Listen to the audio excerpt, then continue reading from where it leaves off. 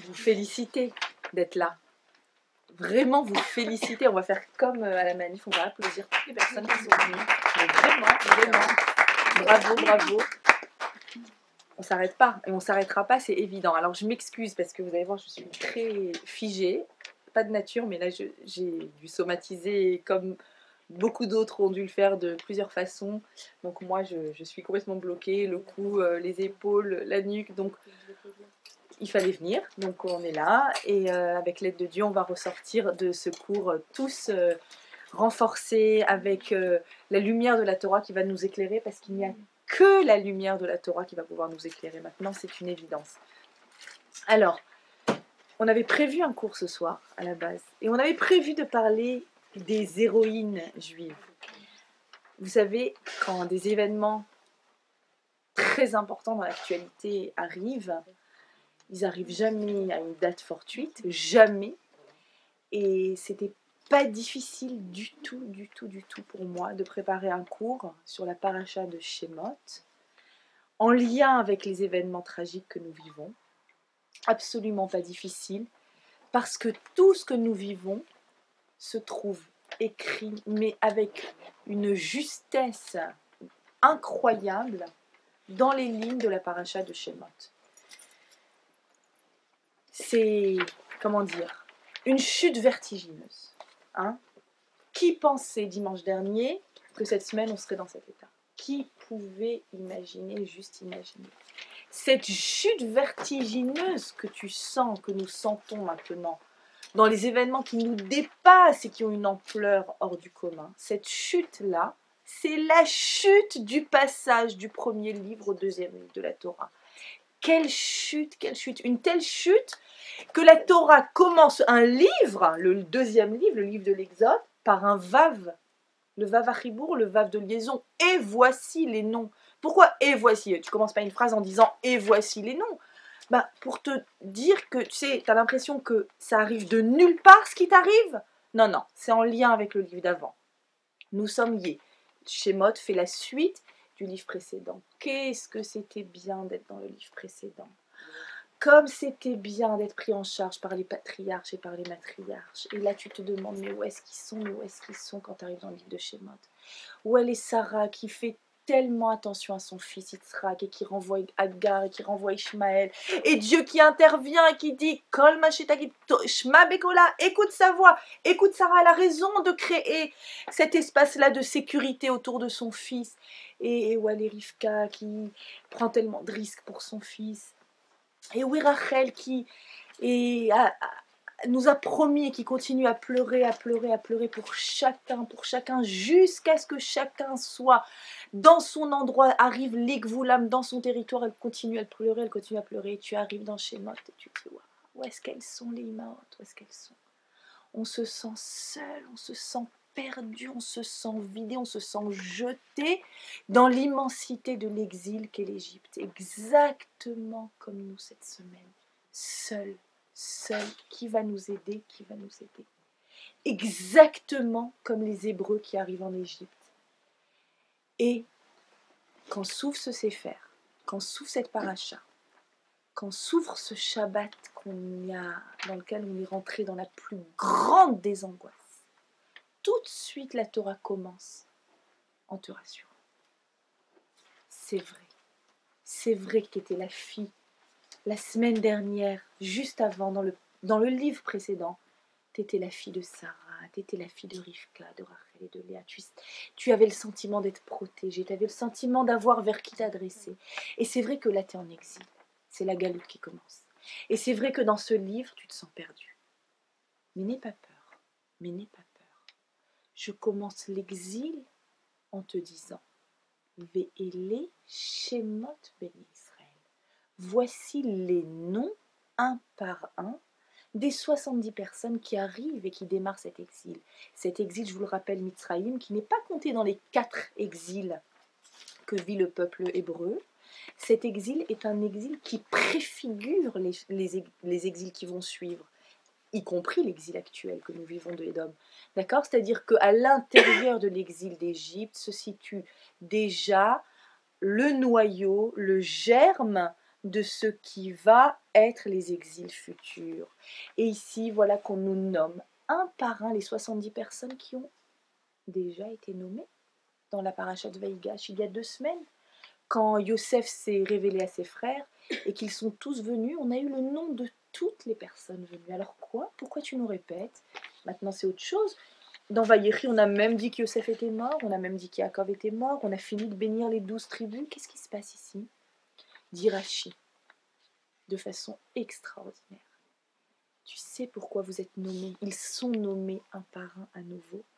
Pour bien te rappeler Ribato, l'amour de Dieu envers chacune des personnes. Et Rachi de te préciser, chacun est nommé, chacun a un nom, c'est une singularité. Qu'est-ce qui est passé sur tous les réseaux sociaux en l'espace de quelques secondes? Un tel, Ben un tel. Sarah Bat, Nissim Ben, Michel Ben. Les noms sont passés un par un. Peut-être qu'il y a un autre Nissim Bet, une autre Sarah Bat. Non, elle est unique, il est unique. Un nom, c'est une identification singulière et unique. Comme quoi, nous dit Rachi? Comme les étoiles. Vous êtes des étoiles. Vous mettez chacun, mes chers, comme une étoile. Pourquoi comme une étoile? Une étoile brille. Une étoile crée une force et une lumière unique et singulière. Mais tu as l'impression, quand tu regardes les étoiles du ciel, qu'il y en a une infinité, et puis, ma foi, mais et celle-là, et celle-là, on regarde les cieux, et on sait qu'il y a des étoiles à l'infini, des millions et des millions d'étoiles. Alors, quelle est l'importance de cette étoile-là en particulier, ou de celle-là en particulier? Non, dit le Midrash, Hachem prend les étoiles une par une et il les nomme. Les étoiles ont des noms comme chacun des bénis Israël, parce que chacun est unique et ne croit pas qu'il n'y a pas d'étoiles qui ne soient pas indispensables au niveau du cosmos, parce que tu as été jeté dans l'exil, et parce que tu vois que les événements te dépassent très très très largement, et parce que tu as peur, et c'est légitime d'avoir peur, et tu te dis, moi le grain de sable, moi une seule personne, je tremble pour moi, mon enfant, l'école, le kasher, la synagogue, je tremble, mais je suis qu'un grain de sable dans ce qui est en train de se passer à l'échelle mondiale. Hachem, tu penses à moi? À moi? Oui. Et les Shemot. Chacun est nommé à nouveau. Chacun. N'aie pas peur, te dit Rachi, quand tu arrives dans Shemot et quand tu arrives dans la Galoute. N'aie pas peur, tu as une identité unique. Unique. Un tel, Ben, un tel. Unique. Et, effectivement, alors, je vais essayer d'avoir le courage d'affronter cette solitude, d'avoir le courage d'affronter la peur de l'exil. Mais comment ça se passe? Comment du jour au lendemain, la semaine dernière je me sentais bien, j'allais faire mes courses tranquilles, j'amenais les enfants à l'école, et là du jour au lendemain, comment ça se passe? Comment je fais pour surmonter comment ça arrive? D'où ça vient? Oui, Toulouse, non, là je comprends pas. Je ne comprends pas comment ça arrive. Dans la paracha, toujours. Vayakom Melech Hadash Mitzrayim. On te nomme les personnes qui arrivent, uniques et précieuses comme des étoiles qui scintillent, et boum. Vayakom Melech Hadash Mitzrayim, un nouveau roi arrive en Égypte. Comment? Asher Lo Yada et Yosef, qui ne connaissait pas Yosef. Pardon. Yosef, il y a peut-être 100 ans, Hollande ne connaît pas Bonaparte, Napoléon. Louis XIV, tu le connais pas? Qui c'est qui connaît pas son histoire? En plus, Yosef, qui était le sauveur, il n'écrivait pas les histoires. Mais évidemment qu'il le connaissait. Qu'est-ce que c'est que cette histoire? En quelques années, un nouveau roi arrive. Je connais pas Yosef, je connais pas son histoire. Foutaise. Impossible. Ah, qu'est-ce qu'il ne connaissait pas? Comment ça nous tombe dessus du jour au lendemain? Nous dit de façon magnifique le Rachaim Akadosh. Magnifique. C'est pas Yosef qui connaissait pas. C'est le syndrome Yosef. C'est quoi le syndrome Yosef? C'est notre syndrome qui coule dans nos gènes à nous, dans nos veines. Le syndrome Yosef, c'est le fait qu'il existe, je ne vais pas vous le dire dans le texte, vous l'avez, c'est le fait qu'il existe un homme qui rêve, c'est un beau rêveur. Et puis il y a des personnes autour de lui qui disent, ton rêve va pas se réaliser, on va pas se prosterner autour de toi. Ah ah. Mais ça c'est sans compter que la volonté d'Hachem était qu'il devienne vice-roi d'Égypte.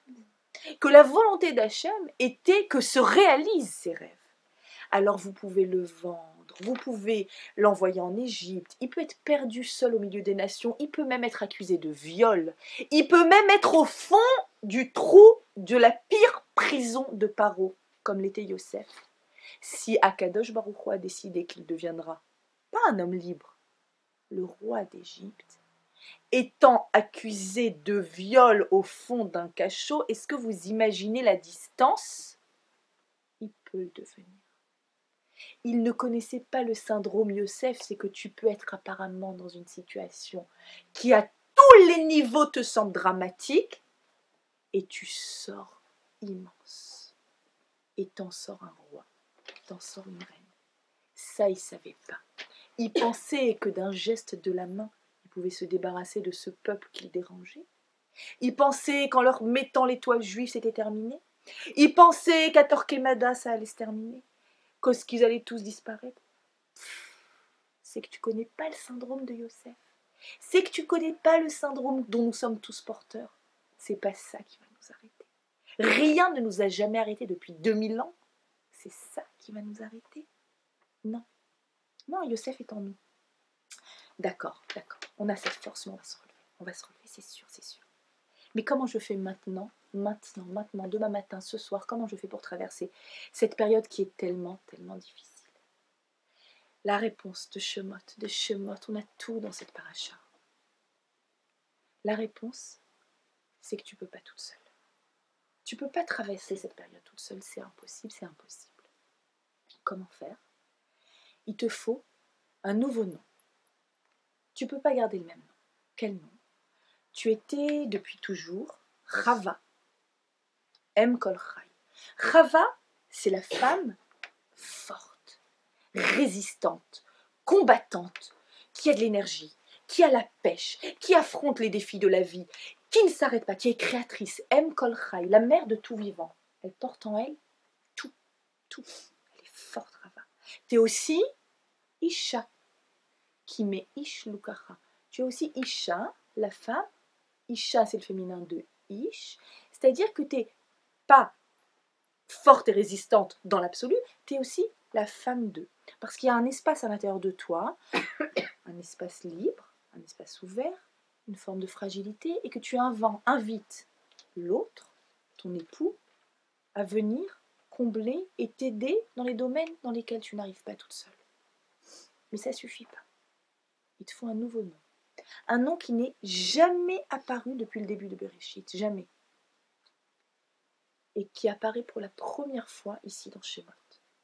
Le nom de la femme juive qui est en plein exil, en plein questionnement, en plein enjeu et défi de son existence.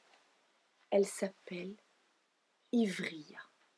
La Ivria. C'est la première fois qu'elle apparaît, la Ivria. La femme hébreu. Ivria. On le voit de façon récurrente. Parodie, il appelle les Meyaldot, Ha-Ivriot, les sages-femmes hébreux. C'est lui qui les nomme Ivriot. Et il leur dit, Beyaldechen et Ha-Ivriot. Quand les femmes hébreux vont accoucher, vous ferez et Vatomarna Meyaledot. Les sages-femmes répondent, Kilo Kanashim Ha-Mitzriot, Ha-Ivriot. Les femmes hébreux ivriotes ne sont pas comme les femmes égyptiennes. Qu'est-ce que c'est que ce nouveau nom qui était là nulle part, et c'est le nom dont tu as besoin pour passer ces moments de galoute. Ivria. Le ivri, on l'a vu. Avraham était un hébreu, Yosef était un hébreu. L'hébreu, c'est le marginal. C'est celui qui est Ever Anahar, de l'autre côté du fleuve. Il a le sentiment, lui et les autres aussi, d'être seul dans son combat. On est seul dans notre combat. Pour Charlie, ils sont des tonnes dans leur combat. Mais nous, on est seul dans notre combat. Combien il y en a qui disent « Je suis juif, je suis Yoav, je suis Johan, je suis Michel et je suis Philippe. » Combien? On est seul dans notre combat. Ivria, c'est celle qui est de l'autre côté. Mais c'est surtout celle qui, regardez ce mot extraordinaire, qui est la juxtaposition de deux termes en hébreu. Ever, ya, celle qui se tourne vers Hachem. La femme hébreu, par sa définition dans son nom à elle, qui apparaît dans les moments des plus grandes difficultés, c'est Ever, ya, celle qui se tourne vers Hachem. Je ne peux pas toute seule, je ne peux pas. Alors, dit le Ibn Ezra, il dit Valemunato ikare ivri. C'est par rapport à notre émouna, à notre croyance, à nos certitudes, à notre foi, qu'on est appelé ivriya, une femme hébreu. On ne fonctionne pas comme les autres. On n'est pas noté pareil, on n'est pas jugé pareil, on n'est pas évalué pareil, et on n'a pas les mêmes réactions que tout le monde. Différent. Et donc en référence à leur émouna, et tu dois justement traverser, en tant qu'ivriya, traverser ce fleuve. Tu es de l'autre côté du fleuve. Et tu as un fleuve devant toi, tumultueux, des fois torrentiel, que tu dois traverser. C'est ton défi en tant que femme hébreu, en tant que femme juive, en tant qu'homme juif hébreu, ivri. Tu dois traverser le défi de l'actualité, d'amener tes enfants quand même à l'école, d'aller à un cours de Torah, de devoir peut-être penser à la Aliyah, peut-être de la préparer, de devoir aussi de façon plus générale, te poser la question des valeurs que non pas toi tu es en train, tu le sais, de transmettre à tes enfants, mais que tes enfants, eux aussi, doivent transmettre à leurs enfants. Est-ce que je vais pouvoir, sachant que notre histoire est si douloureuse depuis si longtemps, est-ce que je vais avoir suffisamment de force et de pêche pour que ma fille hébreu, elle aussi ait la force de traverser le défi, le torrent, la tempête qui est devant elle, en tant qu'ivriya. Ce torrent, ce fleuve à traverser, c'est tous les défis de la vie. C'est le défi de la parnassa, c'est le défi de la liya, c'est le défi du célibat, c'est le défi de la paix dans les couples, c'est le défi c'est le défi de tous les jours de la femme hébreu, et qui est actuel aujourd'hui plus que jamais. Et il faut le traverser. Comment? En se tournant vers Hachem. Comment on fait les femmes hébreux? Comment on fait les ivriotes, les stars de la parashat Shemot? Comment elles ont fait pour traverser leur défi à elles? Il y a de cela plus de 3500 ans. Elles ont réussi à le traverser. La preuve, c'est qu'on est là. Nous sommes leurs descendantes. Comment ont-elles fait pour traverser ce défi? Si je trouve en elles les forces qu'elles ont eues pour traverser leur défi, j'aurais moi aussi réussi à puiser dans la paracha de cette semaine les forces pour moi de traverser mon défi. Alors c'est quoi une ivriya? Qu'est-ce que c'est qu'une ivriya? Une ivriya, c'est d'abord la première personne, je vous présente, à travailler chez Charlie. Qu'est-ce que je suis en train de vous dire? Les premières caricaturistes au monde sont les ivriotes de la paracha de Shemot, et d'où je le sais. C'est les premières à faire un jeu de mots, c'est les premières à être insolentes, c'est les premières à se moquer d'un dictateur. C'est écrit dans le texte. C'est même pas écrit, je suis pas allée vous chercher un commentateur de derrière les fagots, c'est écrit dans le texte de la Torah. Paro, foudrage. dictateur, démoniaque, mégalomane, cinglé, un malade, comme tous les dictateurs. Il les voit et il se dit tiens, maintenant il a oublié Yosef, c'est pas Yosef qui l'a oublié, c'est son histoire, c'est son syndrome, et il se dit je vais les faire bosser. Et il a un problème. Comment ça se fait qu'en les faisant tellement bosser, je leur donne plus la paille, je leur donne plus le ciment, et on vient m'apporter le registre des naissances juives et le registre explose. Pardon? C'est quoi ces Hébreux là de l'autre côté du fleuve? Tout le monde, en général, on sait très bien comment ça fonctionne. On vous fait travailler, on vous donne des heures sup, on vous enlève les RTT, on vous enlève les congés payés, on vous fait travailler de jour, on vous fait travailler de nuit, on fait de vous des êtres disloqués. Et pendant ce temps, vous faites des bébés. C'est quoi ces Hébreux qui sont de l'autre côté du Nord? Et donc, il voit ce registre de naissance et il dit peine irbé, de peur qui se multiplie. Les femmes hébreux entendent ça et elles disent ken irbé, on va se multiplier.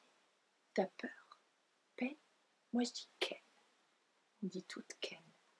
La première force de ces femmes hébreux, nous dit la Torah, c'est la force de la caricature.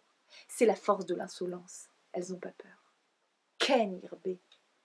Une autre star dans cette paracha, insolente. La fille de Paro, Bathia. Quelle star!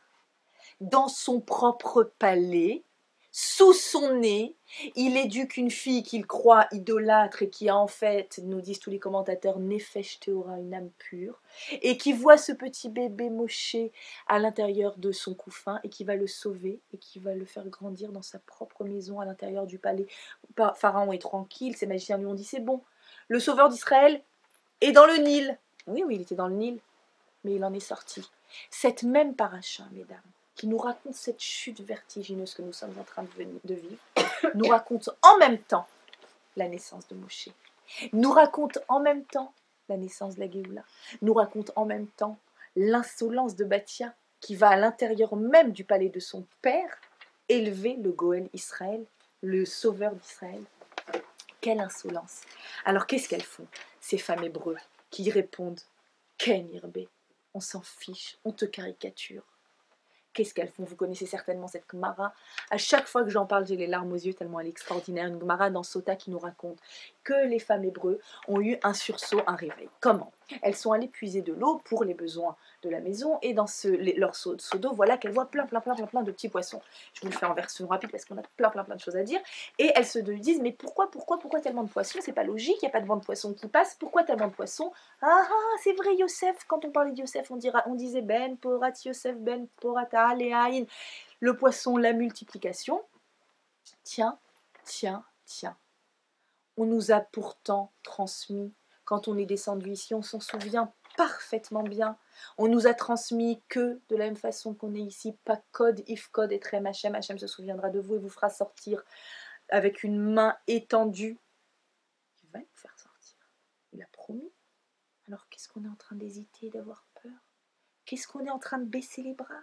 Qu'est-ce qu'on est en train de se confiner chez nous? Qu'est-ce qu'on est en train de s'écrouler sous la menace? Ken Irbé. Elle voit ses poissons, et moment de lucidité, et elle décide d'aller justement pousser leurs époux qui sont harassés au travail de la fabrication des pyramides et des villes et de la culture. N'oubliez pas qu'on est dans l'Égypte antique qui est la culture la plus civilisée et on construit Python et on construit Ramsès et on construit des pyramides extraordinaires et au début on leur fait croire toutes sortes de choses et vous allez travailler, vous allez avoir des RTT, vous allez avoir ceci, cela et petit à petit ils s'engouffrent à l'intérieur d'un esclavage dramatique et démoniaque et ces femmes-là, courageuses, viennent et leur disent Ken Irbé. Elles vont voir leur mari au champ, leur donnent à manger le poisson, bien cuisiné, à la marocaine, tunisienne, algérienne, française et Charlie, et elles leur font une huile, une pommade pour cicatriser les douleurs qu'ils ont dans tout le corps. Et étonné, il dit, mais attends, qu'est-ce qui t'arrives là, sur ton 31, t'as mis ton Chanel, ton Dior, ton maquillage, qu'est-ce qui se passe là? On est en galoute, on doit rentrer chez nous, on doit se terrer, on a peur. Tu crois qu'on a peur? Tu crois qu'on a peur? On va lutter, on va lutter, on va se multiplier et on va sortir d'Égypte comme Hachem nous l'a dit. Et effectivement, elles veulent traverser ce défi, cette tempête tumultueuse, ce nar, ce fleuve torrent qui est à ce moment-là plein de remous. Elles veulent le traverser avec leur mari et les embrigadent dans leur défi, dans ce défi-là, qui est le défi des grossesses. Elles l'ont fait avec un amour extraordinaire. Akadosh Baruch Hu leur envoie pas 1, pas 2, pas 3, il y a là 6 d'un coup. Le Midrash raconte que grâce à Dieu, les bébés arrivaient se multiplier et que elles ont donc ces enfants-là, suite à ce désir de vie malgré tout de ces femmes hébreux, ce sont ces enfants-là qui sont sortis d'Égypte. Alors, Amram déjà, vous savez, Amram, le papa de Moshe, étant le Rav Arashi, on va dire, le grand rabbin d'Égypte à ce moment-là, de la tribu de Lévi, il avait décidé de divorcer sa femme pour ne pas risquer qu'elle soit enceinte, tout simplement. Et à son image, tous les hommes avaient fait de même. Et donc, mu par un même désir, donc Amram a retrouvé son épouse, les maris ont fait de même, et nous avons eu ce baby boom de folie, et qui rend notre paracha, qui est à la base si triste, où tu es vraiment jeté au milieu d'une foule immense, perdue, où tu te demandes si tu as un nom et une identité, et finalement quand on lit la paracha, on voit qu'elle est légère, qu'elle est heureuse. Pourquoi elle est heureuse? Parce qu'elle est pleine de naissance, parce qu'elle est pleine de bébés, parce qu'elle est pleine de vie, parce qu'il y a un mot-clé dans cette paracha, c'est le mot chai, la vie. Vatechayena, elles ont fait vivre. Ki chayotena, car ces femmes sont pleines de vie. Chai, partout. Chai, yeladim, vate. Et les enfants, la vie, la naissance. Voilà les mots-clés de la paracha vertigineuse de la galoute. On dépasse tout. Alors, en galoute, on vit des situations folles. On vit des situations folles comme maintenant, et elles sont déjà écrites dans la paracha. Qui est-ce qui vient voir Amram pour lui dire il faut que tu retrouves ta femme? Myriam, sa fille. Vous imaginez la scène? Papa, j'ai un truc à te dire. De quoi ça s'agit? Et Myriam vient voir son père. Il lui dit, écoute, je suis désolée, mais là, allô. Non, elle n'a peut-être pas dit comme ça. Papa, ton décret, nous dit le Midrash comme ça, ton décret est pire que celui de Paro. Paro, lui, il a décrété de tuer uniquement les bébés garçons. Toi, en te séparant de ton épouse, tu décrètes d'éliminer, de ne pas donner de chance d'existence aux filles et aux garçons. Ton décret est pire que celui de Paro. Papa, mariage avec maman. Myriam, leur fille. C'est une situation si réaliste, mais je vous dis une situation qu'on vit aujourd'hui, où les enfants sont là en train, combien de fois je vois ça, les enfants qui sont là en train de faire le shalom bayit de leurs parents. Elles viennent me voir, oh là là, j'aimerais tellement que ma maman rencontre quelqu'un, elle se sent si seule, oh là là, tu sais, vous savez, tout le temps mes parents qui se disputent et j'ai tellement envie et je veux les prendre en charge. Les enfants qui prennent en charge leurs parents,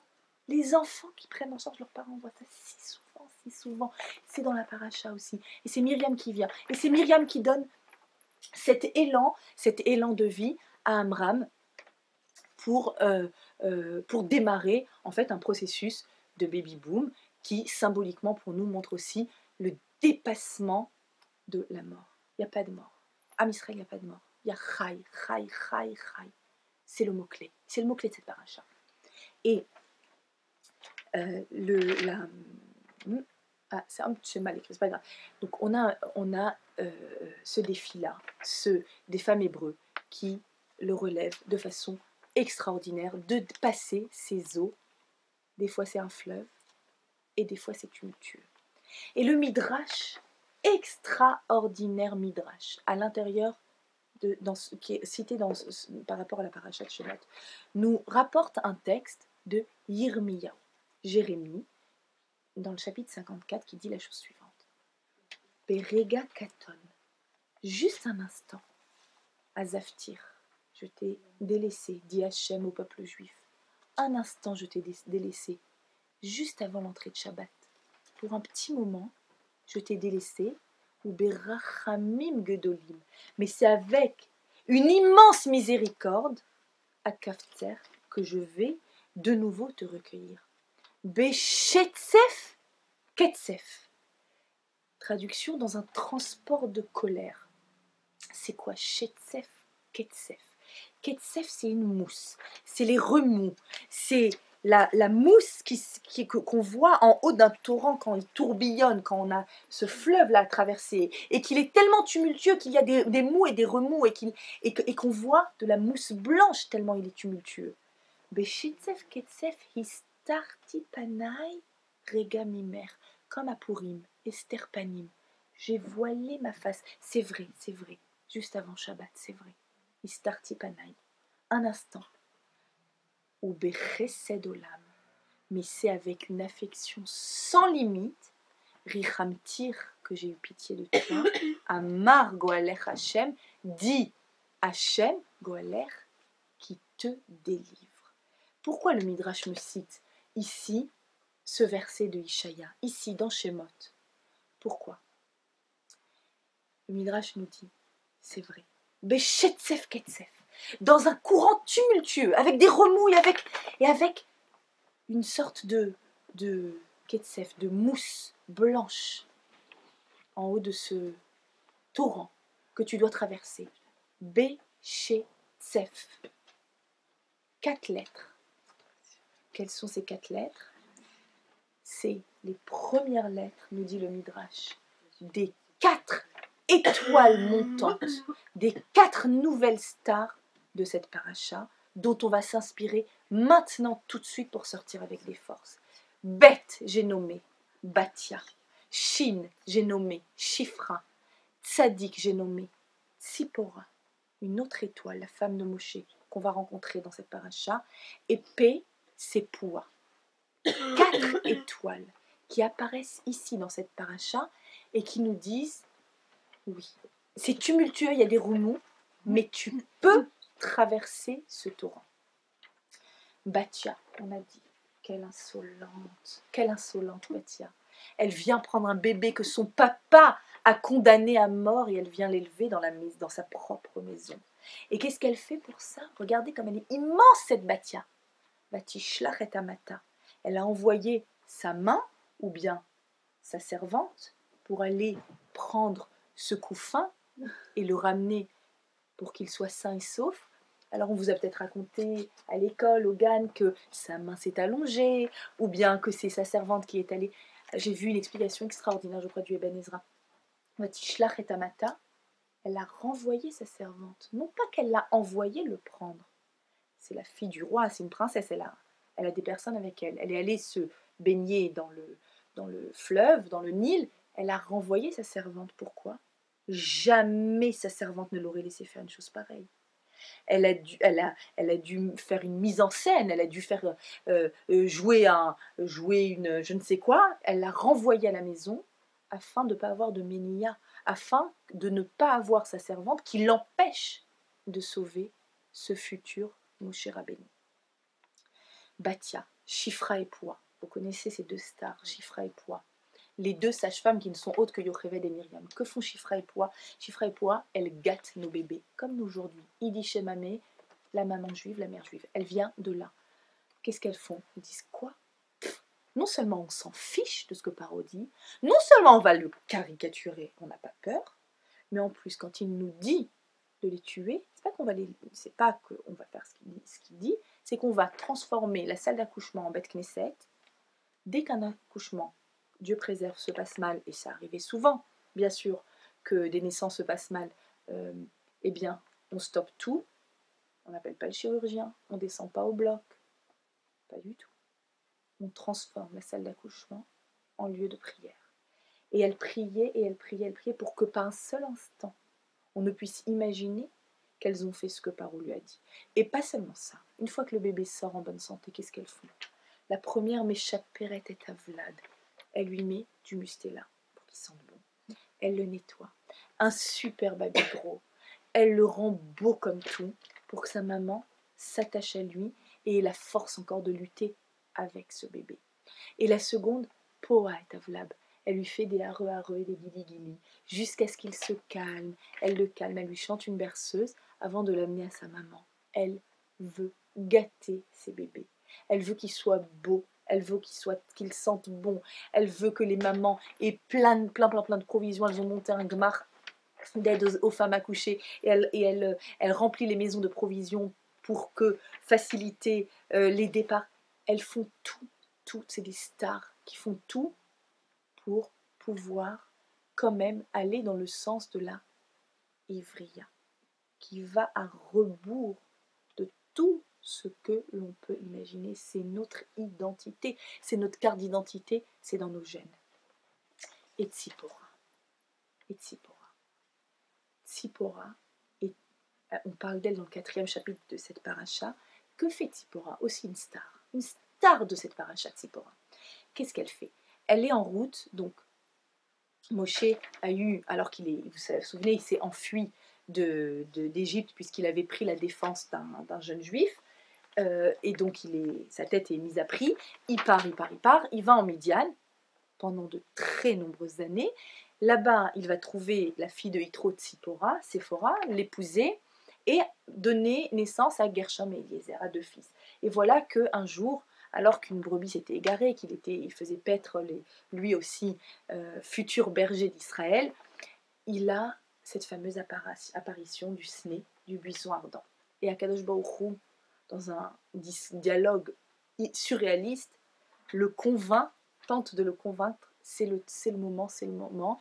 J'ai entendu leurs plaintes, j'ai entendu leurs souffrances. Pakod, Tifkod, je vais aller les délivrer. Il rentre à la maison, Tzipora, valise. On y va. Qu'est-ce qui se passe? Où on va? On va en Égypte. Quoi, en Égypte? C'est la pire prison. On va en Égypte, tu prends les enfants, hop, tac, tac, tac, on y va. J'ai une mission à remplir, je dois aller sauver le peuple juif. On part. Ils partent vers Mithraïm, vers l'Égypte, et en chemin, Moshe, d'après certains commentateurs, c'est Moshe, d'après d'autres, son bébé qui vient de naître, qui est né il y a peu de temps, mais que Yitro n'avait pas laissé, avait interdit, étant idolâtre, de faire la mila à son fils. Et donc que ce soit l'un ou l'autre, il est pris de tremblements, de forte fièvre, il est malade. Et Tzipora, avec un courage hors du commun, observe, et elle voit que son mari tremble et est pris d'une maladie terrible, de la tête jusqu'à l'endroit de la Brit Mila. Puis plus rien. Et de nouveau des pieds jusqu'à la Brit Mila. Et elle comprend qu'ici, on est en train de lui dire la Brit Mila, la Brit Mila, la Brit Mila. En un instant, quelle femme, quelle courageuse. Elle prend son bébé.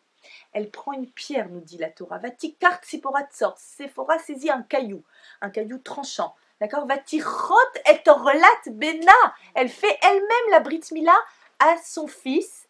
Et elle dit Ki chatan damim ata li. Car tu es un chatan, c'est un mot qu'on connaît, damim, par le sang, pour moi. Et verset suivant, elle voit qu'elle a très bien fait et que le mal dont souffrait Moshe ou dont souffrait son bébé est parti. Et elle lui dit, Chatan la moulotte. Tu es un Chatan de Mila, Brit Mila, au pluriel. Qu'est-ce qui se passe ici? Qu'est-ce qui se joue dans toute cette histoire du buisson ardent, du départ de Midian? On va vers Mitzraïm pour sauver, et cette histoire au milieu qui a l'air d'arriver de nulle part, et Tzipora, la star, qui vient, courageuse, avec une force extraordinaire, comprend qu'on lui parle de la Brit Mila, et va elle-même circoncire son fils. Et ce terme qui a fait couler beaucoup d'encre, qu'on ne comprend pas, Chatan damim atali. Tu es un Chatan, un époux sous la roupa, qui m'est lié par le sang. Qu'est-ce qu'elle veut dire? La Gemara nous dit, dans le traité de Nedarim, et c'est repris par le Even Ezra, elle dit, va voir, et observe qui est appelé Khatan. Qui est-ce qu'on appelle Khatan? Nous, on croyait qu'un Khatan est un homme heureux sous la roupa, qui a les larmes aux yeux, qui pleure en voyant sa douce et belle chérie arriver devant lui. Et le Khatan ici est son propre bébé, qu'elle nomme Khatan le jour de la Brit Mila. La Gemara nous dit, de là on apprend qu'un bébé est un Khatan, parce que sa mère le nomme Khatan. C'est exceptionnel ce que la Torah est en train de nous dire ici. Elle nous dit, la première personne à parler à son fils et à lui dire, tu es un futur Khatan, mon bébé. C'est la maman à son fils de 8 jours. Regardez comme nous sommes des ivriotes, des hébreux, des marginales. Regardez comme on va au rebours de la société, du monde environnant. Une maman avec un bébé de 8 jours dans ses bras, lui dit, mon fils, tu es un futur Khatan, tu seras sous la roupa, et donc tu es destiné à une épouse. Fais attention, protège ta Brit Mila, ne gâche pas ta Brit Mila, ne le gâche pas, il est destiné à une épouse. À l'âge de 8 jours, on lui dit, tu es un futur Khatan. Nous, les mères juives qui sont là à ne pas réussir, à lâcher leur fils, c'est mon chéri, c'est mon bébé. À 8 jours, on est en train de t'enseigner dans cette paracha que tu transmets à ton fils. Attention à ta Brit Mila, tu es déjà appelé Khatan. Tu es déjà, à l'âge de 8 jours, destiné à une seule femme. Ne t'éparpille pas, ne te gâche pas, ne crois pas en tous ces épisodes de passage, c'est aujourd'hui, regardez comme on est vriote, regardez comme on est, comment fonctionne le monde, comment il fonctionne exactement à l'inverse. Il faut que tu fasses ton expérience. Est-ce que tu es vraiment sûr? Ah, c'est que ta première, et vas-y, et compare, réfléchis, tu ne sais pas. Non, à 8 jours, vous imaginiez qu'à 8 jours, une maman, on est en train de nous dire quelque chose d'exceptionnel ici. On est en train de nous dire que la première madrecha, vous connaissez le terme madrechat khatan, madrechat kala, la première madrechat khatan du futur khatan, c'est sa mère. C'est la maman, la première personne à dire à son enfant, attention, attention, c'est un terme qu'il ne faut pas avoir, il n'y a pas de tabou, il ne faut pas avoir de fausse pudeur, etc. Moi-même, j'ai un fils à la maison qui est aujourd'hui en pleine adolescence, et alors évidemment, on ne lui permet pas d'ouvrir lui-même Internet, et voilà, on a accès à Internet, mais lui, il n'a pas accès à Internet, il a le droit d'avoir accès à Internet si moi, je vais et je fais la manipulation et je le mets. Et par exemple, ces derniers temps, on était comme sans arrêt scotché à notre BFM et aux informations, etc. Il suffit qu'il y ait une image avec un manque de tsniout, un manque de pudeur, etc. Et il me voit mettre ma main sur l'écran. Il me dit, maman, il n'y a pas maman. Tu as des yeux purs, tu protèges tes yeux purs. Maintenant, moi, je sais très bien que dans la rue, ils voient 100 fois pire. Dans les panneaux publicitaires à la Saint-Valentin, je le sais. Alors pourquoi je le fais? Pour qu'il manque. Tu as des yeux purs, mon fils. Tu dois pas les gâcher, tu dois pas les gâcher. Que ce qu'ils l'entendent, et ils doivent l'entendre de la bouche de leur mère. On est là en train de dire, le papa va lui en parler au moment où ça va venir, etc. Les mamans, j'ai toujours dit, je le pense sincèrement, qu'un homme a toujours une femme dans sa vie, toujours. Jusqu'à la choupa, il a sa mère dans sa vie. Et à partir de la choupa, il a sa femme dans sa vie. Et c'est pour ça que c'est un peu douloureux pour les mamans, parce qu'elles font un passage symboliquement très bien. C'est impressionnant de le voir symboliquement, la maman prendre le bras de son fils, l'amener vers la choupa et le donner à sa future femme. Et symboliquement, elle est en train de dire, tu sais, j'ai reçu un diamant à l'état brut, j'ai fait ce que j'ai pu, j'ai essayé de le rendre affectueux, de le rendre gentil, de lui apprendre à ranger ses chaussettes, à ne pas les laisser tomber. J'ai essayé de lui montrer qu'une femme c'est fragile et c'est sensible et que tu dois faire attention. Voilà. J'ai fait ce que j'avais à faire jusqu'à maintenant. Maintenant, up to you. Maintenant, tu as une nouvelle femme dans ta vie. Et je pense que si les mamans sont conscientes que c'est pour un temps et qu'elles ont une influence extraordinaire sur leurs enfants dans ce domaine-là. Dans ce domaine-là, elles ont une influence, peut-être elles le plus. Et qu'elles peuvent dire et aller à l'encontre de tout ce qu'ils voient, entendent, savent, qu'on raconte, qu'on vit, que la société occidentale entière respire.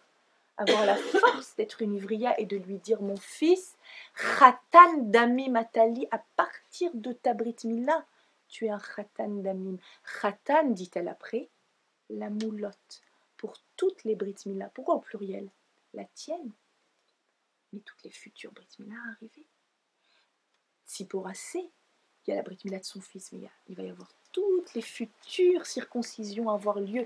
On est en train d'écrire ici, dans cette paracha, de fixer, j'ai envie de dire, définitivement les gènes de notre peuple. Khatan Damim Atali. Alors, Tzipora, en bonne héroïne, donc réussit à faire cette circoncision et immédiatement, ce bébé va bien et ils peuvent aller continuer cette mission sainte qui est celle de Moshe. Et justement, cette femme-là, qui a cette force de dire à son enfant, Khatan Damim Atali, il a en face d'elle quoi? Une femme au moins aussi forte. On a parlé de la Ivria. Cette Ivria-là, on voit que Paro, qu'est-ce qu'il dit Paro? Paro dit un terme assez hallucinant. Quand il voit qu'on a répondu avec insolence Ken Irbe, il dit Hava nitra kemalo. Allons et soyons, ça vient du terme chacham, soyons un peu plus intelligents lo que lui. Que lui? Que lui? Pourquoi que lui?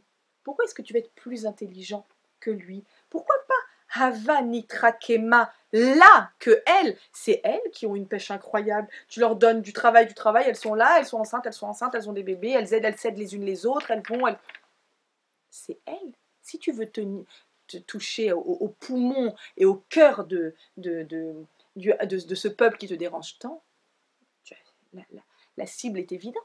C'est quoi ce Nitra Kemalo à lui? Commentaire du Or HaChaim, à pleurer. Extraordinaire. Or HaChaim Akadosh. Et Tsachachama Yatz Paro. Vous croyez que c'est un imbécile, Paro? Vous croyez que c'est un imbécile? C'est un homme d'une intelligence hors du commun. Et on lui a donné un conseil très, très, très intéressant, très intelligent, très judicieux. Il voulait empêcher, il savait bien qu'il a été dit que ce peuple si efficace, dont il peut se glorifier, puisque ce peuple, là où il y a des juifs, vous le savez, l'économie, etc., voilà, tout fonctionne. Donc il veut éviter, c'est quoi son objectif? Parce qu'à la base, n'oubliez pas, Moshe vient et dit, laisse-les partir 3 jours pour servir leur Dieu. Il veut éviter ce départ. D'accord? Tu veux éviter ce départ. Qu'est-ce qu'il faut faire? En éliminant les hommes, il a longuement réfléchi à ça. En éliminant les hommes, les femmes vont quand elles se multiplier, mais il n'y aura plus une balance entre mâles et femelles, d'accord? Il y aura énormément de femmes et plus d'hommes, n'est-ce pas? Or, et là c'est une phrase bien connue dans la Gemara qui est citée, Vehen Aisha Tav Lemetav Tandu. Or, on sait que rien n'est plus terrible, rien ne peut plus détruire une femme que la solitude, que le célibat. Elles vont donc épouser des Égyptiens et vont devenir le même peuple, et ainsi les âmes pures juives honnêtes vont être souillées par les âmes des Égyptiens. Et continue à dire le Or HaChaim Akadosh, nous avons appris dans le Midrash que le peuple juif n'a été sauvé que par 4 éléments, dont un de ces 4 est lequel? Shamar Mina Harayot, il a su se protéger des relations interdites. Et il nous cite un verset que vous connaissez certainement dans le Shir HaShirim, Gan Naoul Achoti Kala. Gan Naoul. C'est quoi Gan Naoul? Gan, un jardin, Naoul, cadenassé, fermé, verrouillé. Quoi? Dans cette longue épreuve, non seulement on est en Égypte, non seulement on est seul, non seulement on est perdu, non seulement sait plus quoi faire, mais en plus, il a tué les garçons. Regardez, c'est fou comme c'est exactement la période que nous vivons aujourd'hui. Où combien, je ne peux pas vous dire combien de téléphones et combien de messages et combien de Facebook et de SMS et de WhatsApp je reçois. Mais où sont les garçons? Mais où sont les garçons? Mais où sont les garçons? Le célibat, c'est exactement ce qu'elles ont vécu. Ce qu'elles ont vécu, ces ivriotes. À la période de Pharaon, c'est ce qu'on vit aujourd'hui. Je vous ai dit, ça préfigure tous les exils suivants. Et il n'y a pas de souffrance plus grande. Je reçois ces appels et je veux, à chaque fois, je m'effondre. Je m'effondre quand une fille que je connais bien et pour laquelle je n'arrête pas d'y penser avec mon mari, etc. Et qu'elle me dit, ne m'oublie pas. Des fois, je reçois juste des messages comme ça. Ne m'oublie pas. Pense encore à moi. Enfin, je t'oublie pas. Comment je peux t'oublier? Comment je peux t'oublier? Mais c'est lui qui ne t'oublie pas. C'est lui qui t'oublie pas. Et malgré tout, alors que Pharaon a prévu d'éliminer tous les garçons et de dire de toute façon elles ne resteront jamais célibataires, donc elles iront se marier avec des Égyptiens, Gan Naoul Achoti Kala, elle est restée comme un jardin cadenassé. Elle s'est interdite, exactement à l'image de Tzipora qui dit à son bébé Khatan Dame Matali, elle a dit non, je baisserai pas les bras, je baisserai pas les bras, je baisserai pas les bras. Ces jeunes femmes-là sont sorties d'Égypte. C'est elles les ivriotes, c'est elles les stars de cette semaine. Alors, comment arrive le Goël? Comment arrive la Géoula? Comment la Géoula arrive-t-elle? Qui est le Goël? On a dit c'est Moshe Rabbeinu. Qu'est-ce qu'elle me dit la Torah? Déjà, on est rassuré. Dans cette paracha, où on vit des événements tragiques, traumatisants, qui nous angoissent, qui nous font nous demander combien Kadosh Baruch Hu se rappelle de nous. On nous dit que le Goël naît, Moshe Rabbeinu naît. Et qu'est-ce qu'on sait de lui? C'est important. On sait de lui que deux choses avant que Dieu ne se révèle à lui dans le buisson ardent. Première chose, Vatiftar. Donc c'est Batia qui voit ce petit couffin qui a été soigneusement préparé par sa maman de façon étanche. Et comme elle nous raconte le Midrash, vous savez, les mamans préparaient pour leur bébé, qu'elles mettaient dans le Nil, 4 bâtons au-dessus de ce petit couffin et avec par-dessus une petite roupa. Et quand elles mettaient leur bébé dans ce berceau, elles leur disaient mon bébé, je ne sais pas si je verrai ta roupa. Je ne sais pas si j'aurai la chance de voir ta roupa. Elles avaient cette force de regarder à si long terme, la roupa comme étant l'élément justement du devenir, du prochain maillon de la chaîne juive. Et donc Batia voit ce petit couffin avec cette roupa au-dessus. Vatiftar, elle l'ouvre. Vatir Eou, elle le voit. Et taillé l'aide, l'enfant, le bébé. Vehine, et voici. Nahar Boré. Nahar, un jeune homme, Boré, qui pleure. Fatachmolala, elle a eu pitié de lui. Attends, j'ai pas compris. Il pleurait et elle l'a prise? Ou bien elle l'a prise et après il pleurait? C'était un bébé, c'était un jeune homme? Qu'est-ce qui se passe ici? Non, il y a écrit Vatiftar, Vatireu. Elle l'a vu. Tous les Midrashim nous disent elle a vu une lumière extraordinaire. Pas de l'ordre de ces choses-là pour lesquelles on peut trouver des mots justes pour expliquer ce que c'est. La lumière du futur Goël, il rayonnait de toutes parts. Et d'ailleurs, d'après les Chassidim, sachez que ce Shabbat Parashat Shmot, les Chassidim disent que dans toutes les maisons juives, il y a un éclat et une lumière particulière. C'est l'éclat de la naissance de Moshe Rabbeinu. Elle voit un éclat. Puis, Vehine Nahar Boré. C'est à ce moment-là qu'il se met à pleurer. Maintenant qu'on t'a sorti de l'eau, maintenant que tu n'as plus de risque, maintenant qu'en plus tu es pris en charge, pas par n'importe qui, par Batia, la fille de Paro, c'est maintenant que tu te rappelles de pleurer? Midrash. Il pleure maintenant, Moshe, parce qu'il sait que lui va s'en sortir. Mais qu'en est-il de tous les autres berceaux? Qu'en est-il de tous les autres bébés? Qu'en est-il de tous ceux qui n'ont pas eu cette solution et cette facilité? Qu'en est-il de toutes les autres personnes qui n'ont pas de Parnassa? Qu'en est-il des autres personnes qui n'ont pas de Ratan? Qu'en est-il des autres personnes qui ont du mal avec le Shalom Bayit ou avec leurs enfants? Qu'en est-il des autres? La première chose qu'on te dit du futur leader des Béné Israël, c'est qu'il pleure, et ensuite le Midrash nous dira c'est qu'il bégaye aussi.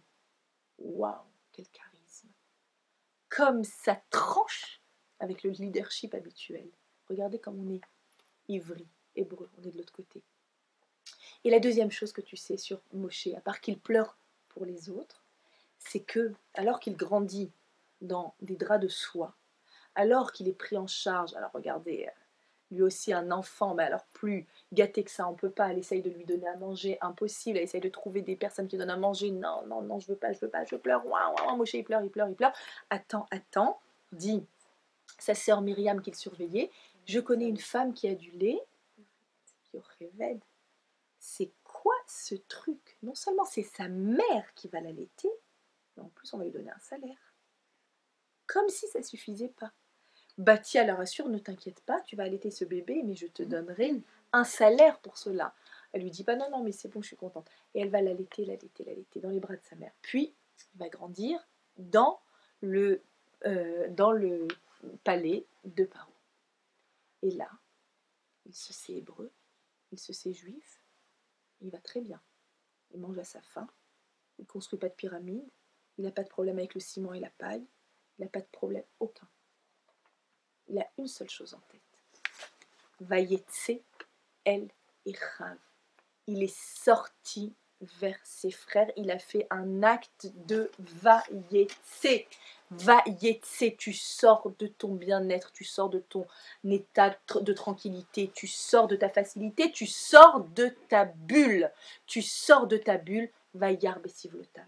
Il est allé voir ce qui se passait pour eux. Et il leur proposait, vas-y, pose ces pierres, viens, je les pose à ta place. Mais t'es habillé en prince, Moshe. T'es habillé en prince. Qu'est-ce que tu fais là, Moshe?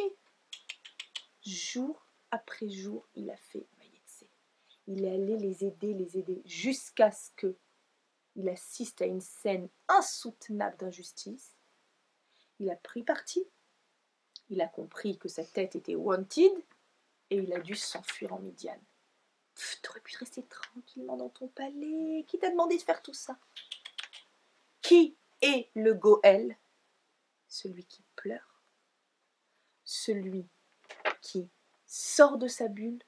Celui qui s'intéresse aux autres. C'est lui le Goël. C'est de ça, c'est de ces trois ingrédients-là que sort notre Mashiach à nous. Notre Mashiach. Notre sortie d'Égypte. Alors, on ne sort pas d'Égypte cette semaine. Dans 2 semaines, on sort d'Égypte. Vaïra Bo. À Bo, il y a les trois dernières plaies et on sort. Mais le germe se trouve ici. Pardon. Le germe de la sortie se trouve ici, excusez-moi. Et nous devons, nous, ici présents, fabriquer, nous aussi, à l'image de la Parashat Shemot, fabriquer ce qui va donner naissance, ce qui va amener vers, ce qui va nous diriger tous vers la Géoula. C'est ça, c'est la capacité à sortir de sa bulle, de sa tranquillité, de sa facilité. Alors toi, tu as de la facilité dans la Parnassa, tu vas aller t'occuper de ceux qui ont de la difficulté. Toi, tu es tranquille dans ton couple, tu vas aller t'occuper. Je ne sais pas comment, il faut trouver des idées, des personnes qui ont des difficultés dans le shalom, qui ont des difficultés avec leurs enfants, qui ont des difficultés peut-être pour trouver à se marier, des personnes qui ont des difficultés pour faire leur alia, des personnes qui... il y en a de partout. Des personnes qui sont dans les hôpitaux. Qui va régulièrement visiter des personnes dans les hôpitaux? Qui va régulièrement faire des paquets? Qui va régulièrement sortir de sa bulle? Alors, qu'est-ce qu'on a vu? On a vu que pour être une ivria, c'est une personne qui va à rebours. C'est une personne qui n'a pas peur d'être de l'autre côté. C'est une personne qui n'a pas peur de ne pas faire ce que tout l'Occident fait, ce que tout le monde fait. C'est une personne qui sait faire attention à la Brit Mila. C'est une personne qui sait être un Gan Naoul. C'est une personne qui a la conviction en permanence d'être nommés de façon individuelle par Hachem. Et attention, vous allez peut-être entendre des discours dans les jours qui vont venir. Nous sommes encore en pleine tumulte et en pleine... les esprits ne sont pas encore clairs. Mais j'ai déjà vu un post par-ci, par-là. Donc vous allez peut-être entendre des gens qui vont vouloir récupérer la situation et dire « c'est à cause de la tziout, c'est à cause de le lachon hara ». Vous savez que les femmes sont toujours des cibles très faciles hein, dans ces trucs-là. Hein. C'est à cause... Alors attention, n'oubliez pas. Personne ici présent, personne dans ce monde, quand je dis ici présent, n'est employé chez Akadosh Baruch Hu dans le ministre des Affaires intérieures et ni extérieures chez Akadosh Baruch Hu. Donc si quelqu'un vous dit, c'est tout simplement quelqu'un qui affabule. Personne ne sait pourquoi un drame arrive. Personne. On te demande d'être une ivria. On te demande pas d'être reporter sans frontières de ce qu'Akadosh Baruch Hu décide de faire. C'est pas ça, c'est pas la question, c'est pas le problème. C'est absolument pas. Donc, il n'y a pas une seule chose, on te dit dans Shemot, tu as une identité unique, et Rashi commence le livre de Shemot en te disant, ne t'inquiète pas, Ribato shel HaKadosh Baruch Hu, l'amour d'Akadosh Baruch Hu, en période de drame, est au moins aussi fort que quand tout va bien. C'est juste qu'il a caché sa face l'espace d'un instant. On te demande juste d'être une ivria. On te demande de te tourner vers Akadosh Baruch Hu. Seul on ne peut pas. En étant tourné vers Hachem, on peut traverser toutes les épreuves, toutes les difficultés. Je voudrais vous dire à quel point j'ai été marquée et nous avons tous été bouleversés par le fait que, je pense que c'est peut-être la seule chose qu'on a le droit de dire avec, j'ai envie de dire presque une certitude, que ces personnes ont été prises en otage à la veille de Shabbat Parashat Shemot, bien sûr, de l'exil, et que cet otage a duré de longues heures insoutenables de souffrance pour eux, pour leurs proches et pour tout Am Israël. Mais une chose on n'a pas le droit de ne pas voir, c'est que l'allumage des bougies de Shabbat a eu lieu, si je ne m'abuse, à 16h54. Et que dans toutes les télévisions, à 17h14, a eu lieu le raid. C'est-à-dire, vous le savez qu'il y a 18 minutes entre l'allumage des bougies et l'entrée de Shabbat. À la minute près, mesdames. Je ne peux m'imaginer qu'il n'y a pas une femme à Paris, en France, en Eretz Israël, dans le monde entier. En tout cas, dans ce fuseau horaire. Il n'y a pas une femme qui n'a pas allumé ses bougies de Shabbat en larmes cette semaine, en disant Hachem, une chose, que tous les otages sortent en bonne santé. Et quand je faisais ces prières devant mes bougies de Shabbat, une voix à l'intérieur me disait, mais c'est un tueur. Tu es en train de prier pour quelque chose d'impossible. C'est un tueur, il a déjà tué. Qu'est-ce que tu pries? Vous connaissez cette voix intérieure qui dit, tu es en train de prier. On est devant des bougies de Shabbat. C'est surréaliste. On est en train de rentrer dans Shabbat, de se déconnecter des informations, des télévisions, de tout, dans l'angoisse la plus totale, et de prier pour qu'ils sortent en bonne santé. Shabbat rentre 18 minutes après. À l'entrée de Shabbat, tous les otages sortent en bonne santé. Je voudrais juste dire, ceux qui malheureusement ont été abattus, ont été abattus tout de suite. Tout de suite. Ce qui veut dire que j'ai envie de dire, ce moment de prière intense, ce moment d'arrêt sur image devant nos bougies de Shabbat, c'est ça, peut-être, qu'on doit garder avec nous de toute cette histoire. Que la force d'une prière, de tout le monde à l'unisson, de toutes les femmes, les ivriotes d'aujourd'hui, mesdames, c'est nous les ivriotes d'aujourd'hui. Ces femmes qui, devant leur bougie de Shabbat, accueillent le Shabbat, se déconnectent, on a force de se déconnecter de l'horreur environnante et de dire c'est Shabbat, Hachem, juste qu'ils sortent en bonne santé, ils sont sortis en bonne santé. J'ai envie de dire, on s'en remet pas tellement que ça paraît surréaliste qu'ils soient sortis en bonne santé, ceux-là. Et en même temps que ça, la souffrance qu'on a pour les personnes qui ont disparu. Mais je n'ai pas commencé en vous disant les Ilui Nishmat. Je n'ai pas commencé en vous disant les Nishmat. Pourquoi? Parce qu'il s'agit de personnes qui sont parties, ça s'appelle des Harugé Malchut, comme Rabbi Akiva, comme les 10 Harugé Malchut, les personnes qui sont tuées parce que juives. Et ces personnes-là, nous dit le Zohar HaKadosh, ce sont des personnes pour lesquelles on ne dit pas les Ilou Nishmat. Vous savez pourquoi? Les Ilou Nishmat, c'est pour que la Neshama s'élève. Elle ne peut pas s'élever plus haut qu'au niveau d'Harugé Malchut. Elle ne peut pas s'élever plus haut. Je voudrais qu'on sorte de ce moment de Torah renforcé, avec la certitude que nous sommes aimés, choyés, adorés par Akadosh Baruch Hu, avec la certitude que nous faisons partie de cette chaîne ininterrompue depuis le début de l'exil qui continue à transmettre les valeurs de la Torah de façon ivria, envers et contre tout, qu'on continue à caricaturer ce qui nous dérange, qu'on continue à pouvoir dire Kanirbe, et si tu nous dis tristesse, on va te répondre allégresse, et si on nous dit célibat, on va te répondre Ketouba, et si on nous dit t'es à la dèche, et ben on va répondre j'ai la pêche. On va continuer à réussir à dépasser le mouvement naturel. Je vous félicite énormément d'avoir été présente, et je voudrais que nous sortions avec la force, suffisamment de force et d'énergie, non seulement pour nous, mais pour les personnes qui sont autour de nous, pour réussir à, à se mobiliser dans l'unité, d'accord?